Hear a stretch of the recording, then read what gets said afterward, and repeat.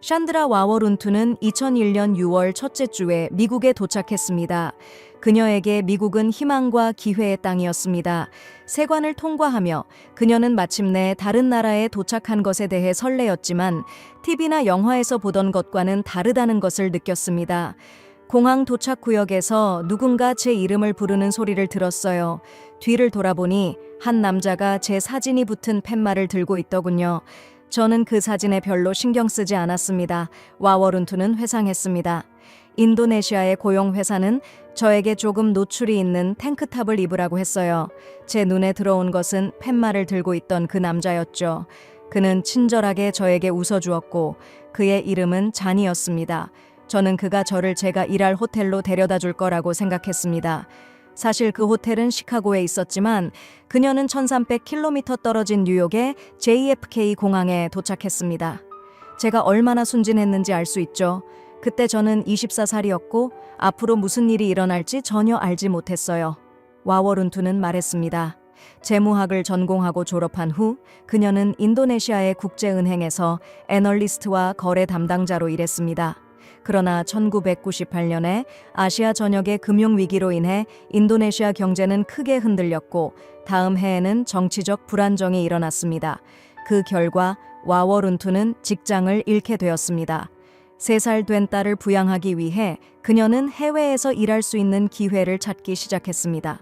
신문에서 미국, 일본, 홍콩, 싱가포르의 대형 호텔에서 일할 직원을 모집한다는 광고를 보고 그녀는 미국의 호텔에 지원했습니다. 그들은 그녀에게 약간의 영어를 할 수 있어야 한다고 요구했고 인도네시아 루피아로 3천만 루피아 2001년 기준으로 약 2,700달러에 해당하는 수수료를 지불해야 했습니다. 채용 과정은 여러 번의 인터뷰로 이루어져 시간이 많이 걸렸습니다.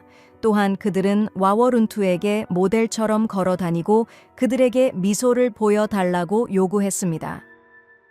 이 직업에서 가장 중요한 것은 고객을 서비스하는 것입니다. 그들은 그녀에게 이렇게 말했습니다. 와워룬투는 모든 테스트를 통과했고 채용되었습니다. 계획에 따르면 그녀의 어머니와 여동생이 그녀가 해외에서 6개월간 일하는 동안 딸을 돌봐주기로 했고 그녀는 월 5,000달러의 급여를 받을 예정이었습니다. 그 후 그녀는 인도네시아로 돌아와 딸을 부양할 계획이었습니다. 와워룬투는 한 남자와 4명의 다른 여성과 함께 JFK 공항에 도착했습니다. 그들은 두 그룹으로 나누어졌습니다. 조니는 그녀의 모든 서류, 포함하여 여권까지 가지고 있었고 그녀와 2명의 다른 여성을 차로 안내했습니다. 그때부터 모든 것이 계획과 다르게 진행되기 시작했습니다. 운전사는 퀸즈의 플러싱이라는 곳으로 짧은 거리를 운전한 후 차를 주차장에 세웠습니다. 조니는 그들에게 차에서 내리라고 했고 다른 채 타라고 지시했습니다. 그들은 아무 말 없이 지시를 따랐습니다. 자동차 창문을 통해 와워룬투는 새 운전사가 조니에게 돈을 건네는 것을 보았습니다. 뭔가 잘못됐다는 생각이 들었어요. 그녀는 생각했지만 자신을 안심시키려 했습니다. 아마도 호텔과 공항 픽업 서비스가 이런 방식으로 운영된다고 믿으려 했습니다. 새 운전사는 짧은 거리를 운전한 후 한 식당 앞에서 멈췄습니다. 그들은 다시 차에서 내려 또 다른 차에 탔습니다. 또 한 번 돈이 교환되었습니다. 세 번째 운전사는 그들을 한 집으로 데려갔고 다시 차를 바꾸게 되었습니다. 이번 운전사는 총을 소지하고 있었습니다. 그 남자는 우리에게 차에 타라고 하고 우리를 브루클린의 한 집으로 데려갔습니다. 그는 문을 두드리며 마마상, 새 물건이 왔어 라고 외쳤어요. 와워룬투는 회상했습니다. 그녀는 마마상이라는 단어가 매춘업소의 여주인을 의미한다는 것을 알고 불안해졌습니다. 하지만 총을 가진 그들과 함께 있는 상황에서 도망칠 방법이 없었습니다. 미국에 도착한 지 몇 시간 만에 와워룬투는 성적 행위를 강요받았습니다.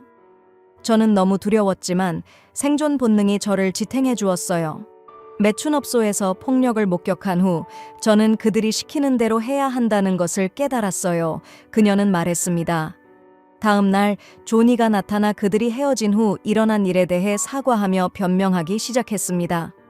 그는 모든 것이 단순한 오해였으며 그날 그들이 신분증을 찍고 유니폼을 구매한 후 시카고의 호텔로 갈 예정이었다고 말했습니다. 우린 괜찮을 거야. 그는 저를 다독이며 말했습니다. 이런 일은 다시 일어나지 않을 거야.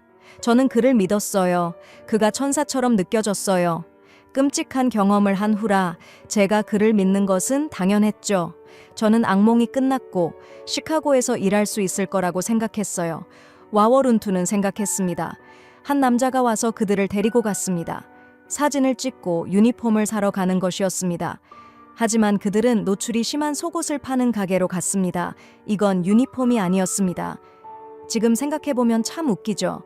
그때 저는 제가 속았고 위험에 처해 있다는 것을 알았어요. 저는 도망칠 방법을 생각하며 상점을 둘러보았지만 너무 두려웠어요. 미국에서 아는 사람이 아무도 없었고 2명의 다른 여성들을 버리고 갈 수가 없었어요. 그들은 쇼핑을 즐기고 있었습니다. 와워룬투는 말했습니다. 그녀는 그들을 감시하는 남자를 보았습니다. 그는 총을 가지고 있었고 그녀를 주시하고 있었습니다. 그들을 다루는 사람들은 인도네시아, 대만, 말레이시아, 그리고 미국에서 온 사람들이었습니다. 그들 중 2명만이 영어를 할 수 있었고 나머지는 몸짓이나 욕설로만 의사소통을 했습니다. 그날 와워룬투가 가장 충격을 받은 것은 그들 중 1명이 경찰 배지를 가지고 있었다는 것입니다. 지금도 그는 그가 진짜 경찰이었는지 알 수 없습니다. 그들은 와워룬투에게 3만 달러의 빚이 있으며 성매매를 할 때마다 100달러씩 빚이 줄어든다고 말했습니다. 그 후 몇 달 동안 그녀는 I-95 고속도로를 따라 매춘업소, 아파트, 호텔, 카지노를 돌아다녔습니다. 그녀는 거의 2번 이상 같은 곳에 머물지 않았으며 자신이 어디에 있는지 또는 어디로 가는지 알 수 없었습니다. 매춘업소는 외관상 일반 가정집처럼 보였으나 내부는 나이트클럽처럼 조명이 번쩍거리고 음악이 크게 울렸습니다. 마약과 엑스터시가 테이블 위에 쌓여 있었습니다. 그들은 와워룬투에게 총을 들이밀며 약을 강제로 투여하게 했고 덕분에 그녀는 모든 일을 견뎌낼 수 있었습니다. 하루 종일 그녀는 술과 맥주만 마셨고 물이 부족할 때도 마시지 않았습니다. 그녀는 미국에서는 수도꼭지에서 직접 물을 마실 수 있다는 것을 몰랐습니다. 매일매일 성매매를 강요당한 여성들은 벌거벗은 채로 손님을 기다려야 했습니다. 손님이 없을 때는 잠깐씩 눈을 붙일 수 있었지만 당연히 침대는 없었습니다. 그나마 쉬는 시간에도 인신매매범들이 강제로 성행위를 시켰습니다. 그래서 그들은 항상 경계하며 긴장해야 했습니다. 무슨 일이 일어날지 전혀 예측할 수 없었습니다. 그저 경계를 할 뿐이지만 나는 감각을 모두 잃은 것 같고 더 이상 울 수도 없다. 너무 억울해서 나는 시키는 대로 모든 일을 마치고 살아남으려고 노력한다. 나는 맞은 소녀의 장면을 여전히 기억한다. 나는 인신매매범들이 다른 여성들을 때리는 것도 목격했다. 그들이 문제를 일으키거나 관계를 거부할 때 총, 칼, 야구 방망이는 이 변하는 세상에서 변하지 않는 것들이다 라고 와오룬투는 회상했다. 그들은 나를 캔디라고 불렀다. 성노예로 팔린 모든 여성들은 아시아인이었다. 우리는 인도네시아인 외에도 태국, 중국, 말레이시아에서 온 여성들이 있었다. 또한 노예가 아닌 여성들도 있었다. 그들은 매춘부였다. 그들은 스스로 돈을 벌고 자유롭게 다닐 수 있었다. 거의 매일 밤 자정쯤에 한 명이 그녀를 카지노로 데려갔다. 그들은 와오룬투를 공주처럼 옷을 입혔다. 인신매매범은 검은 정장을 입고 반짝이는 검은 신발을 신으며 그녀를 경호원처럼 조용히 따라다녔다. 그의 손에는 언제나 총이 있었다. 그들은 로비를 지나지 않고 직원 출입구로 들어가 세탁물 승강기를 이용했다. 나는 카지노가 있는 호텔 방으로 처음 데려갔던 날을 기억한다. 그때 나는 밖으로 나가면 도망칠 수 있을 것이라고 생각했다. 하지만 인신매매범은 복도에서 나를 기다리고 있었다. 라고 와오룬투는 이야기했다. 그는 나에게 다음 방으로 가라고 신호를 보냈다. 그리고 다음 방으로 또 가게 했다. 나는 각 방에서 45분을 보냈다. 매일 밤마다 인신매매범은 항상 문 밖에서 나를 기다렸다. 그녀는 항상 순종적으로 말 잘 들어서 인신매매범에게 구타당하지 않았지만 고객들은 매우 잔혹했다. 몇몇은 아시아 마피아의 일원처럼 보였고 백인과 흑인들도 있었다. 노인과 대학생도 있었다. 45분 동안 와오룬투는 그들의 소유물이 되었고 맞지 않으려면 고객들이 시키는 대로 해야 했다. 그러나 내가 겪어야 했던 것들은 정말로 아프고 굴욕적이었다. 나는 강하지 않다. 매일 먹는 것은 죽과 절인 오이뿐이었다. 약물은 강제로 많이 사용해야 했다. 계속해서 구타의 위협을 받으며 항상 경계를 해야 해서 나는 지쳤다. 라고 와우룬투는 말했다. 내 유일한 자산은 작은 가방에 몇 가지 물건을 담고 있는 것뿐이다. 나는 사전 한 권, 작은 경전 한 권, 몇 개의 펜, 그리고 내가 호텔에서 가져온 카지노 이름이 적힌 성냥 몇 개를 가지고 있었다. 라고 와우룬투는 회상했다. 어렸을 때부터 일기 쓰는 습관이 있었다. 나는 인도네시아어, 영어, 일본어, 그리고 기호로도 썼다. 나는 내가 하는 일, 가는 장소, 만나는 사람들을 기록하려고 노력했다. 날짜도 기록하려고 했지만 집 창촌 안에서는 낮인지 밤인지 알 수 없어서 쉽지 않았다. 나는 항상 도망칠 생각을 했지만 기회는 매우 드물었다. 코네티컷의 한 집 창촌에서 지붕 다락방에 갇혀 있을 때 열린 창문이 하나 있었다. 그것은 나사로 고정되어 있었다. 니나와 나는 시트를 옷으로 연결해 하나의 줄을 만들어 창문 틀에 묶고 밖으로 기어나갔다. 그 줄의 끝에 도달했을 때 나는 아직도 땅과 꽤 먼 거리라는 것을 알았다. 더 이상 방법이 없어서 와우룬투는 다시 올라가야 했다. 그 후 그녀는 브루클린의 원래 집창촌으로 돌아갔고 15세 인도네시아 소녀 니나와 함께 살게 되었다.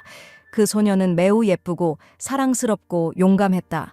한 번은 그녀가 인신매매범의 말을 거부했더니 한 남자가 그녀의 손목을 비틀어 그녀가 소리 지르도록 만들었다. 우리는 집창촌에서 관리하는 여성과 대화를 나누었다. 그녀는 매우 친절하게 보였다. 그녀는 나에게 한 남자의 전화번호를 주고 탈출하면 그에게 전화하라고 했다.